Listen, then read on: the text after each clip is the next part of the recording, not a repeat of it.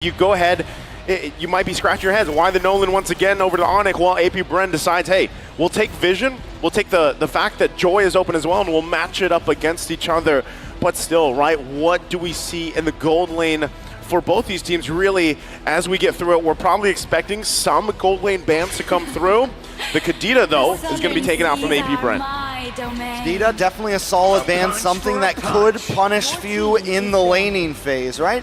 Even once the level 4 spike comes, if Sans plays that Kadita like an assassin, or they decide to, no, now they have the Gwyn, so it's got to be a roam Gwyn. Either way, on the side of Onic, we're looking at mid lane for them right now. I like the Guinevere pickup, but it's going to be hard to target down on a Joy. Main target for Keyboy right now has got to be few, and whatever Super Marco ends up locking in. On to the second phase of bans now. They take out the Paquito.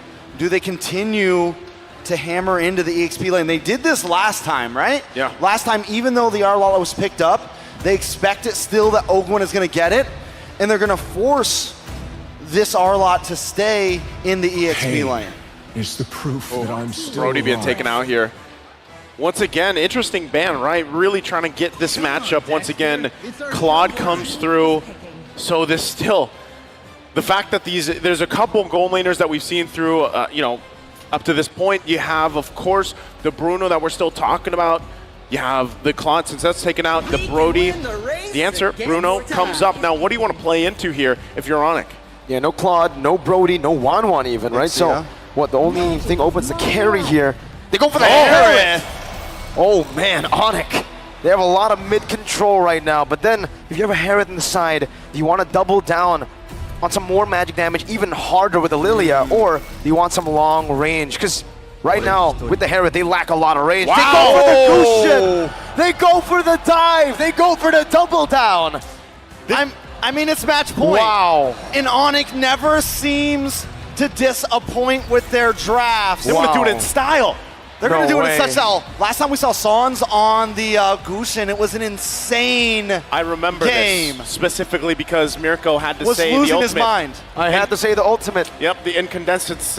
Exactly. Every time this Gushin is picked up, right, I'm excited, but also You wonder, it's kind of like, like epitome. it's epitome. epitome, Right? Right. What about yeah. incandescence? Incandescence? I mean, if there's anyone that's going to play the Gushin and is at the epitome of the Gushin, it's definitely Sans. Oh man, what do apbren close it off with though?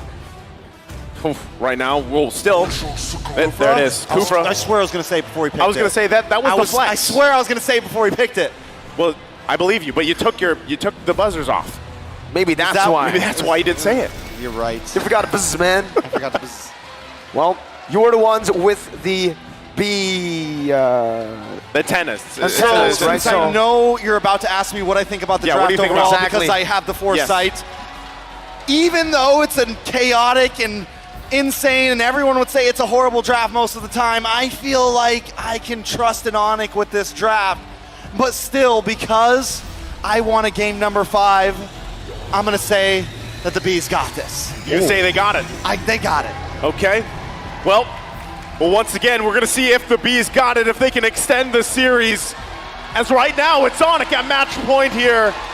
And a decisive game, too, that we saw them. They're going in with a very risky, interesting, flashy team composition for game 3 to possibly close out the series and get closer to the Golden Road as we jump into the land of Dawn for game number 3. All right, so let's be realistic here, right? We take a look at Onic's composition. Definitely aggressive, a huge level 4 spike for almost every member of their team.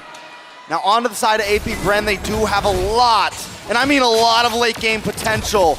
Definitely a huge win condition for the side of apbren. apbren needs to try to slow them down. Watch out for the level 4 spike. Watch out for the mid-game spike overall. Few needs to stay as far back as possible. He can't get caught off by Sans. He can't get caught off by Keyboy. As long as Few can do that, it's definitely a possibility. The Tyrant's Revenge on the Keyboy, forcing a flicker out. Calteezy jumping in for the damage. Kyrie doing the same thing. Turned around, first blood, picked up by apbren, but Kyrie, the god in the jungle, takes a double kill. Very 2-1. quick. 2-1 already already, Naisu. Already, you can feel it, right? San's feeling pretty good about it. But again, how does that help? The last time we saw Gushin, in the last tournament we saw Gushin, it was another San. It was Sanji on the Gushin. It's poetic that now it's Sans. Very poetic. Yeah, must be something about the first three letters there. The Sans. Kyrie, though. Oh, he gets out. Beautiful dash away from the bouncing ball. All right, so it's 2-1. Definitely still anybody's game. We're just getting started, but you can already feel the pressure, and so far the past 3 games have been full of this, but up on the top side. CW gets a good hit, Super Marco taken low, and now someone's crawling down. The assassin from the mid lane. Super Marco has the Purify. San's not able to find the angle, jumps in and gives CW the pressure he needs to shove the wave, and Sans is chasing Super Marco down. He's making him walk all the way under the tier 2. Are they going to be able to deny Super Marco both of those gold cannons? Yes. Because if so, that is going to be huge. Here comes Few to try to help out. Try to get Super Marco in range just to get something there. Sans picks up 1. He takes Few down. Now Kyrie against Baptiste with the help of Boots. Keyboy as well. Boots finds the penalties onto the back. It's a killing spree for Kyrie. Dodges away. He buys the turtle. Onic are massacring apbren in the first 2 minutes. This is a lineup that I would like to just describe as finesse. That's what these heroes do, and that's how it's being executed right now by Onic. And not many teams around the world could pull off a composition like this, and they're hitting this level 4 spike so well right now. apbren at this point needs to just be careful, maybe even not try to force the next turtle, maybe even try to just run away from any fights at this point, because they're gonna need a little bit of time. They gotta go help out Super Marco. Someone's gotta get up there, because if he keeps getting starved out, if he's a level or 2 behind CW, it is gonna be bad when we get to the 6, 7, 8 minute mark. Okay, let's reel it in once again here. apbren, they are down by 2,200 gold at this point in the game. Itemization-wise, they're still trying to work on those first items to get picked up here, but still, they can play around that too as they try to just buy some time. You said it yourself, Trex, trying to buy some time for Super Marco, protect him a little bit, right? Look at the pressure here. I mean, half of that gold lead is in the hands of Kyrie. Spatial migration canceled out, but he's going to be pinned down. Super Marco Keyboy flickers out to safety, and CW gets out of the Tyrant's rage, not even utilizing the Purify. Onic. That's all I can say right now. They're all over the map. They have the movement speed. And here's the thing. They can attack these off lanes because they have such great dive potential right now. With the Gushin, with Kyrie on this Nolan, it's hard to slow them down. It's hard to play safe because they can get right under your tower. CW dropped the Zaman's Force last fight. Slows Super Marco down. There's no way for him to even get out. And that's what makes it so easy for them to get these pickoffs. The scary part, too, is if you're looking at all the items, right? That was a Genius 1 picked up by Sans now. You have the Starlium Scythe on CW, so interaction-wise, magic damage-wise, is going to hurt. Even Ogwin. Zaman Force going to be used up. Ogwin with the time's rage, able to lock Keyboy down and flickers out to safety right now. Keyboy's going to be able to pop that Requiem, but Calteezy takes him out. Electrifying beat. CW not able to find Super Marco just yet, but the turtle will be secured on the other side of the map with a Petrify connecting. Sans and CW turning around once again, and Sans body blocks the Astral Sphere. Flapteezy looking for another sort of initiation, but he will not be able to find it. Just when Kyle Teasy finally pulls something off there, he goes a little bit too deep and it's taken out Naisu. This is the, as I was saying, you know, Sans wasn't even part of the fight, but still you can see the damage potential with this lineup. Again, it does take a certain type of finesse to pull these heroes off, but so far, the interaction between them, it's building up, right? The power spike at this point in the game is clear, even given the situation. That's why, objectively, apbren, it's better that some of these turtles, they have just, let's give it up, let's go ahead and farm up as much as possible. But see this, Super Marco having a difficult time just trying to find the gold right now. Violet Requiem onto Kyrie's damage, onto Ogwin with a bouncing ball. Meanwhile, on the other side of the map, CW gets picked off. It's a two-man dive into bottom lane. apbren showing signs of life. I love how in some of those last two fights we saw, Onic isn't even worried about the bouncing ball. They're literally dashing right in it just to chase him down, dropping the Zaman's Force. At this point, Onic, 3K gold lead, 6 minutes in. It's definitely a slightly slower pace than the snowball that they had last game, but they are just getting started. Hopefully in a minute or two, apbren may be able to hit some sort of spike. But look at the gold lead in the gold lane, over 1K into the hands of CW. Super Marco just completing his Haas Claws, just completing his first item. That is a huge deficit, and he's supposed to be the big damage dealer. He's supposed to be the one that comes into the team around the 7-8 minute mark and is able to unload. We are seeing him already rotate down. Ogwin looking for something. Turns Rage, Revenge as well, used up Boots.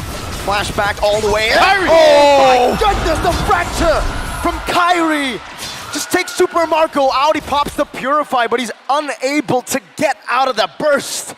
So again, talking about Super Marco being behind, this furthers it, right? It's getting a little drastic here. Oh, you lead. Vile Requiem, Incandescent, CW executes Flapteezy. And Onic now are pushing their goal lead even further in this game. 3 turtles to nothing. Okay, back to it objectively. 3 now in favor of Onic.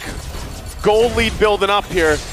You have to start to ask yourself, where is apbren going to be able to find the comeback for this, right? Given the lineup that they have, the Joy, who has slipped through the cracks for the most part, but really hasn't been able to utilize. M-Series Facts, by the way, total kills ranking. Kyrie has surpassed Carl Teasy's total kills in the M-Series. The Sky King is now ranked 4th with 201 kills. And you don't see that very often for a jungler anymore. He's been in 3 M-Series, right? Yeah, Onic PH M3, Onic with M4 and M5. He's come a long way, and right now, he is minutes. If they can win this game, he's minutes away from a grand final standing. Onic is hungry for this, and it shows in their gameplay. Now, look at the gold earned. Kyrie and CW just leading the pack right now. Few, Flapteezy, Super Marco sitting below almost everybody on the side of Onic. Taking a look at the items here. Once again, the biggest drastic thing that has to change here for apbren is allowing Super Marco to get where he needs to be. A lot of times teams pick up the Bruno because usually you have the 2 items, you have the Haas Claws, you have the Berserker's Fury early on, and you're able to build up, scale up really quickly. But this time, Onyx had the answer for that, right? They've really slowed him down.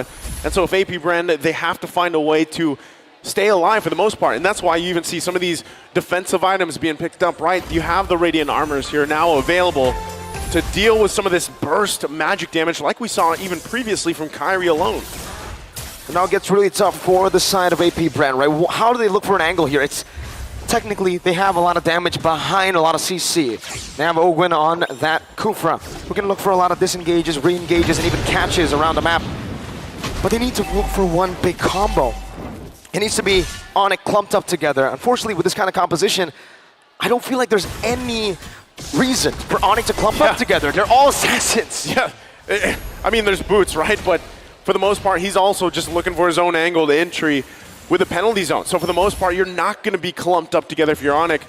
Even with this, the conceal going to be used. They spawn out Ogwin for now. Uh-oh. 1v1 Suns! Solo kills Kyle Teasy! In the bottom river, a mid laner taking on a jungler.